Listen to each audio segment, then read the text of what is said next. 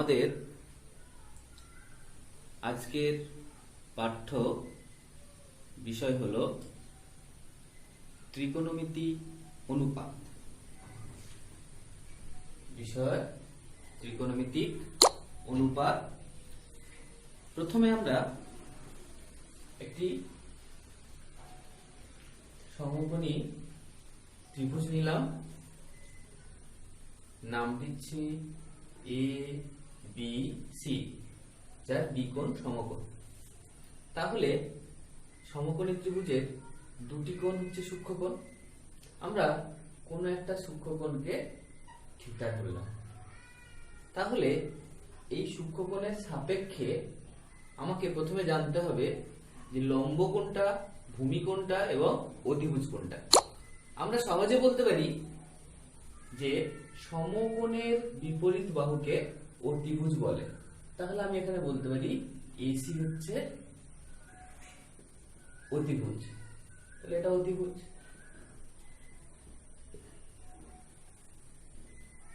যে কোণটির সাপেক্ষে আমরা এখানে লম্ব এবং ভূমি বের করছি, সেই কোণের ঠিক বিপরীত বাহু, সেটাকে বলা হয় লম্ব, এবং বাকি বাহুটাকে বলা হয় ভূমি। এখন ঠিক একই ছবি এ বি সি, যার এই কোণের বদলে আমি এই কোণটাকে দিলাম আলফা। তাহলে এটা তো অবশ্যই অতিভুজ হবে। এখন এই কোণের বিপরীত বাহু এটা, তাহলে এখন এটা হয়ে যাচ্ছে লম্ব, তাহলে বাকি যেটা পড়ে আছে এটা হচ্ছে ভূমি। তাহলে আমরা এখানে লম্ব, ভূমি এবং অতিভুজ সম্বন্ধে জানলাম। আমরা এখন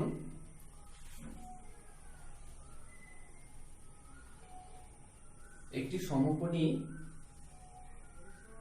ত্রিভুজ নিচ্ছি, যার নাম দিলাম এ বি সি। এখন বি কোণকে ফিক্সড রাখছি, নির্দিষ্ট রাখছি, রেখে এই ত্রিভুজটিকে বাড়াবো এবং কমাবো। কিভাবে? প্রথমে এইটাকে ফিক্সড রেখেছি, এসি এর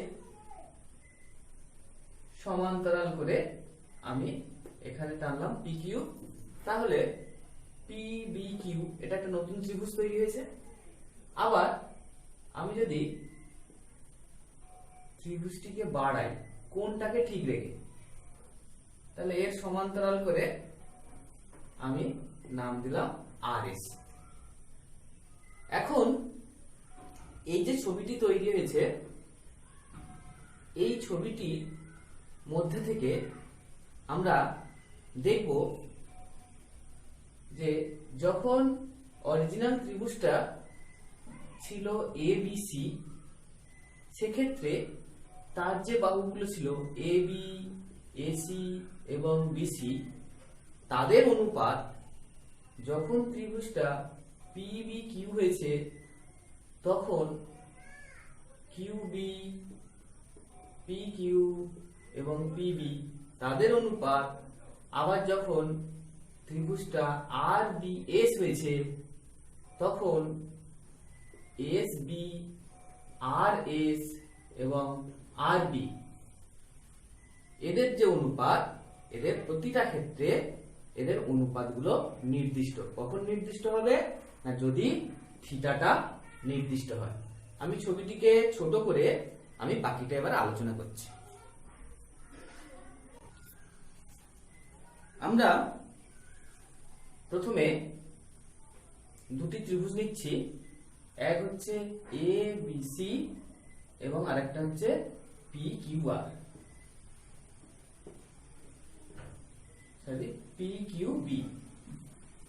এই দুটো ত্রিভুজের লক্ষ্য করা যাক, সেটা হচ্ছে এই কোণের সঙ্গে এই কোণটা সমান, এটা সাধারণ কোণ এবং যেহেতু এই দুটো সমান্তরাল, এটা ছেদক, তাই এই কোণের সঙ্গে এই কোণটা সমান, অর্থাৎ এরা হচ্ছে সদৃশকোণী।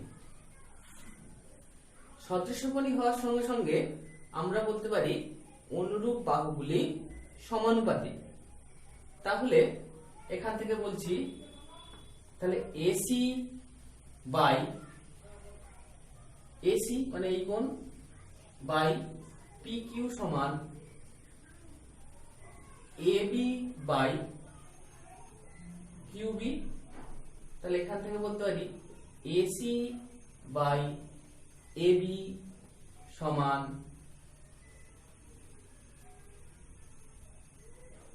P Q by কিউবি।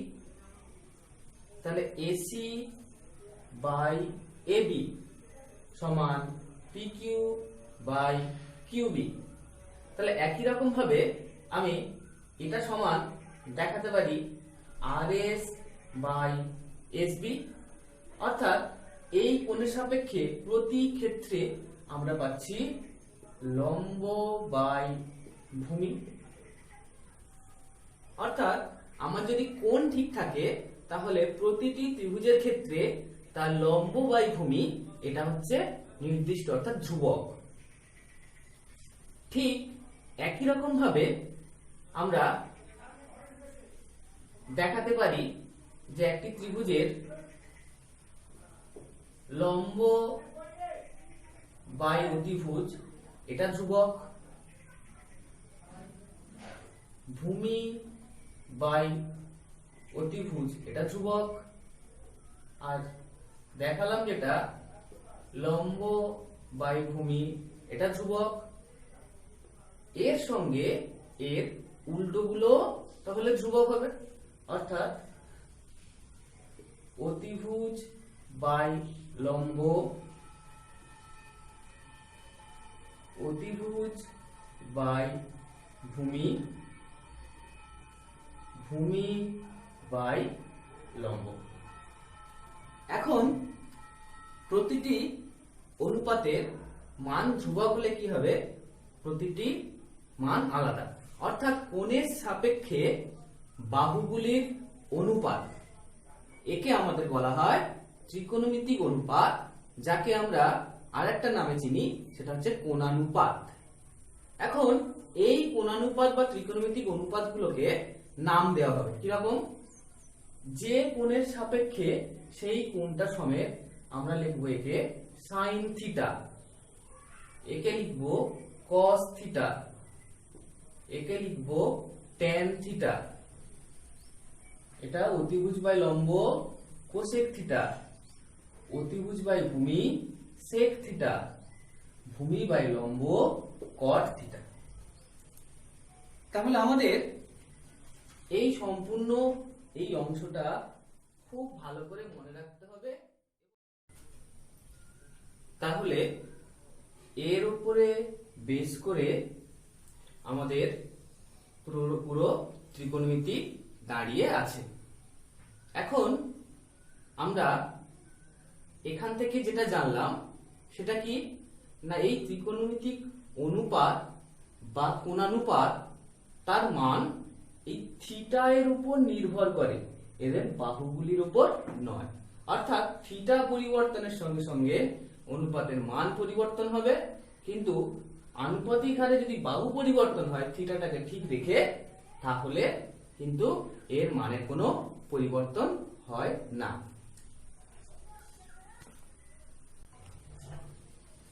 এখন আমরা এই কোণানুপাতগুলির মধ্যে কার কার সঙ্গে কার কার সম্পর্ক আছে আমরা একটু দেখি।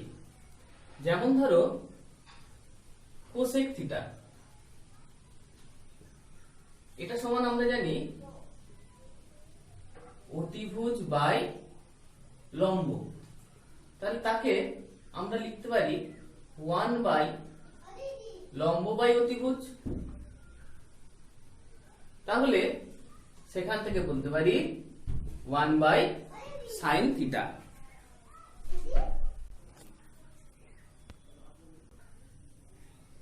তাহলে আমরা এখান থেকে পেলাম কোসেক থিটা সমান 1 বাই সাইন থিটা, এর সঙ্গে এটা। একই রকম ভাবে আমরা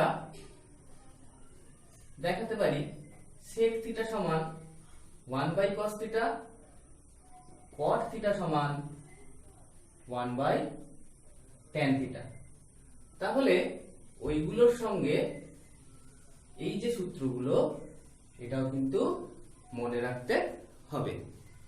এখন আমরা দেখি এই যে sine theta, cos theta, tan theta, এই যে 6টা কোণানুপাত আমাদের আছে, সেই 6টা কোণানুপাতের মান কেমন হতে পারে।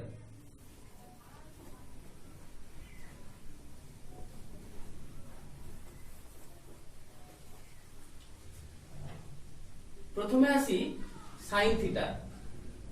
এটা কি? লম্ব বাই অতিভুজ।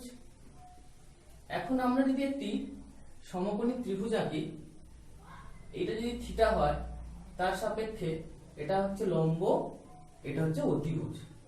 তাহলে আমরা জানি যে লম্বটা অতিভুজের থেকে ছোট হয়, তাহলে লম্ব বাই অতিভুজ লেস দেন 1। এই লম্ব বাই অতিভুজ মানে কি? Sine theta.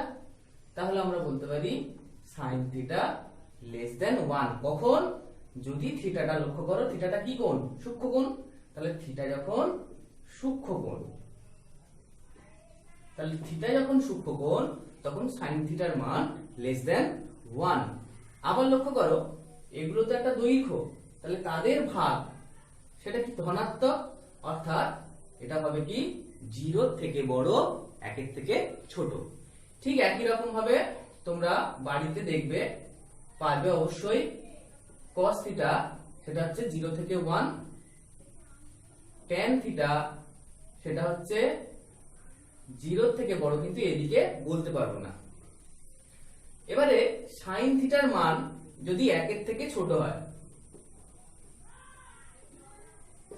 তার মানে কি? এটা একটা প্রকৃত ভগ্নাংশ। তাহলে তাকে যদি আমরা উল্টে দিই তাহলে হয়ে যায় কি? Cosec theta. সেটা নিশ্চয়ই 1 থেকে বড় হবে।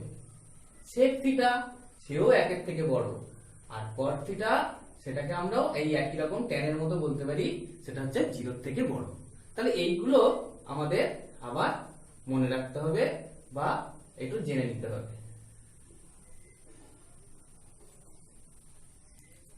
এখন আমরা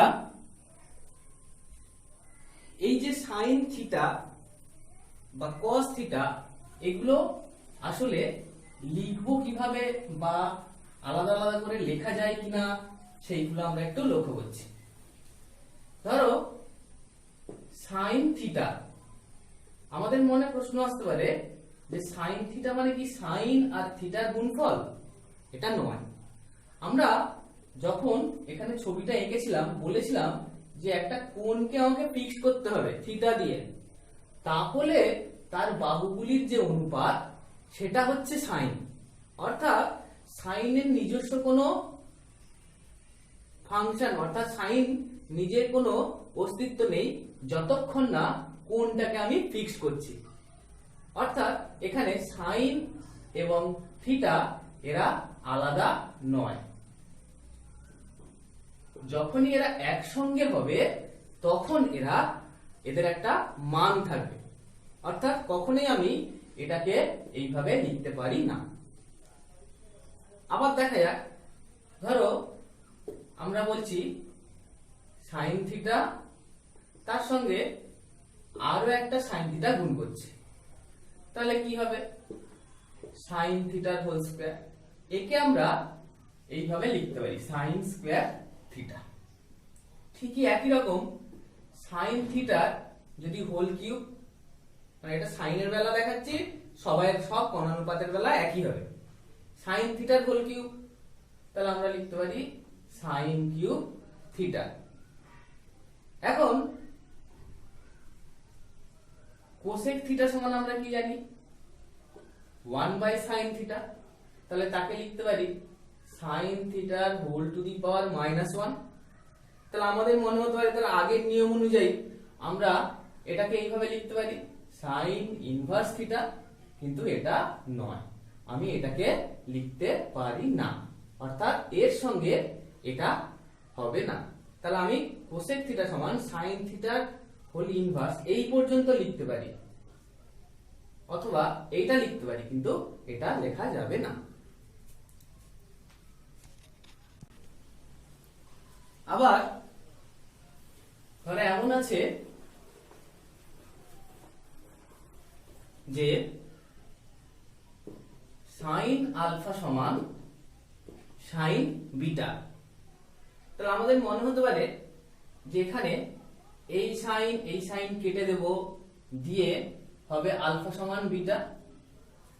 আমার সাইন আলফা সমান সাইন বিটা হলে অবশ্যই আলফা সমান বিটা হবে, কিন্তু তা বলে এই নয় যে এই দুটোকে আমি কেটে আলফা সমান বিটা করেছি, কারণ এটা এর সঙ্গে আমরা একটু আগে দেখালাম এটা এর সঙ্গে গুণ অবস্থায় নেই। গুণ অবস্থায় নেই মানে আমি একে দিয়ে ভাগ করতে পারবো না। তাহলে আমরা এখন দেখব যে সাইন আলফা সমান সাইন বিটা, সেখান থেকে আমরা কি করে পাবো আলফা সমান বিটা। আমরা দুটো সমকোণী ত্রিভুজ নিচ্ছি, একটা নাম দিলাম এবিসি যার বি কোণ আলফা, এবং আরেকটা নিচ্ছি পি কিউ আর যার কিউ কোণ হচ্ছে বিটা। যেটা বলা আছে সেটা হচ্ছে সাইন আলফা এবং সাইন বিটা সমান, আমরা সাইন আলফাটা বের করি এখান থেকে। তাহলে এই কোণের সাপেক্ষে এটা লম্ব, এটা অতিভুজ, তাহলে AC by BC. Sine beta কত? বিটা কোণের সাপেক্ষে এটা হচ্ছে লম্ব, এটা অতিভুজ, তাহলে P R by R Q.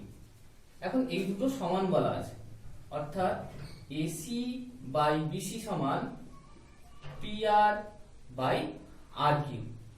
আমরা এটাকে একটু চেঞ্জ করে নিই, তাহলে এসি বাই পি আর সমান বিসি বাই আর কিউ। লক্ষ্য করে যে দুটো ত্রিভুজ আছে সেই দুটো ত্রিভুজের AC by P R, BC by R Q, এটা সমান যদি আমি দেখাতে পারি এবি বাই পি কিউ, তাহলে বলতে পারি দুটো ত্রিভুজের বাহুগুলি সমানুপাতে আছে। তাহলে এখন সেটা আমরা প্রমাণ করব। লক্ষ্য করো এই যে এবি বাহুটা, তাহলে এবি বাহু যেটা আছে সেখান থেকে আমরা কি লিখব না, তার আগে আমরা ধরে নিচ্ছি এটা হচ্ছে কে। তাহলে এবি বাহু সমান আমরা জানি root over BC square minus AC square. BC মানে কত? এখান থেকে সমান কে, তাহলে এখান থেকে পাচ্ছি বিসি সমান কে ইন্টু আর কিউ। তাহলে ভেতরে লিখে দিচ্ছি কে স্কয়ার আর কিউ স্কয়ার। এসি সমান কত? কে ইন্টু পি আর, তাহলে কে স্কয়ার পি আর স্কয়ার। কে বাইরে বেরিয়ে এলো, রুটের ভেতরে যেটা আছে সেটা হচ্ছে আর Q square minus P R square. লক্ষ্য করো এখান থেকে এটা একটা সমকোণী ত্রিভুজ, অতিভুজের স্কয়ার মাইনাস লম্ব স্কয়ার। তাহলে আমরা পিথাগোরাসের উপপাদ্য থেকে পাচ্ছি পি কিউ স্কয়ার, তার রুট আছে, তাহলে কে ইন্টু পি কিউ। তাহলে এখান থেকে বলতে পারি এবি বাই পি কিউ সমান কে। তাহলে এখন আমরা এখানে পেলাম যে এই যে অংশটা ছিল এর সঙ্গে আমরা পেয়ে গেলাম এবি বাই পি কিউ, কারণ এরও মান কে, আর এখান থেকে আমি পেয়েছি এবি বাই পি কিউ সমান কে। তাহলে আমরা যে জিনিসটা পেলাম সেটা হচ্ছে এই অংশটা। এটা কি না, এই ত্রিভুজের বাহুগুলির সঙ্গে অনুরূপ বাহুগুলি সমানুপাতে আছে।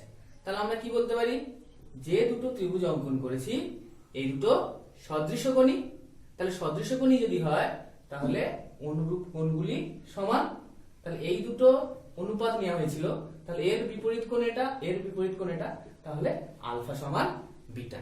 তাহলে আমরা এখানে সম্পূর্ণ যে অংশগুলো জানলাম সেটা একবার বলি।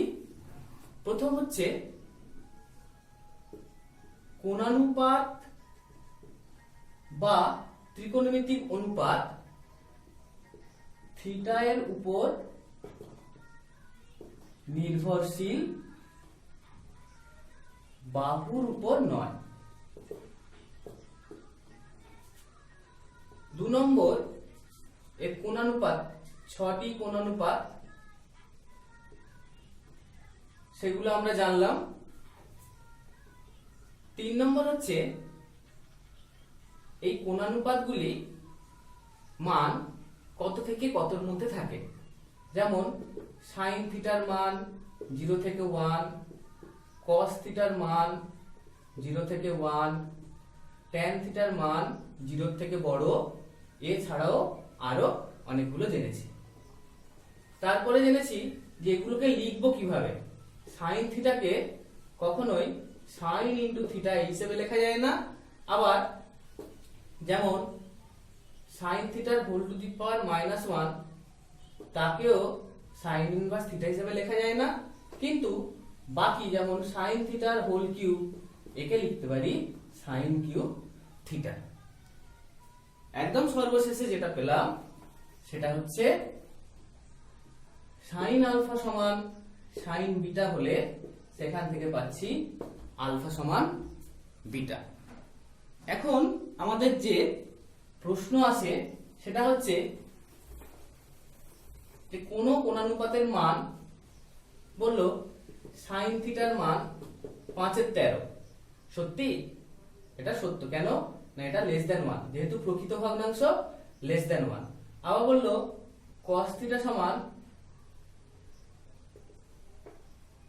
3/2, এটা তো >1, তাহলে যেহেতু এটা >1 তাহলে এটা মিথ্যা।